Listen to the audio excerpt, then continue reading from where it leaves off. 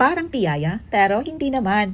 Pwedeng mapalamanan ng iba't ibang flavor sa gitna. O diba? Bongga.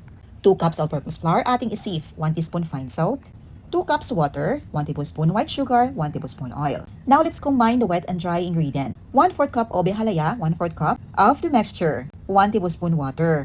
Mag-add tayo dito ng few drops of ube food color. Paghaluin lang natin until well combined. Now mag-start na tayong magluto. Sa ating non-stick pan nagpahid tayo ng oil, naglagay tayo ng ating mixture. Pagkatapos mag-add na tayo ng ube flavor. Kapag nag-dry na yung top. Pagkatapos mag-dry yung ube, i-add na natin ang plain mixture na pang cover natin. Ang setting sa ating induction cooker, 2 to 3. Baliktarin lang natin para mag-even ang luto.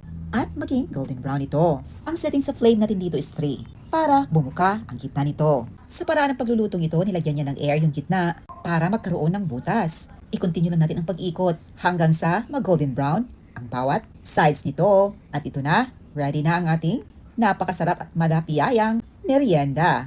Pwede itong gawing wrapper sa kung anumang gusto nyong ipalaman dito. Pwedeng iba't ibang flavors ang ilagay.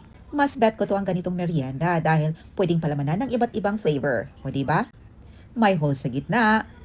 Kung wala tayong nilagay ng ube flavor dito, pwede nyong lagyan ito ng litos at saka karne.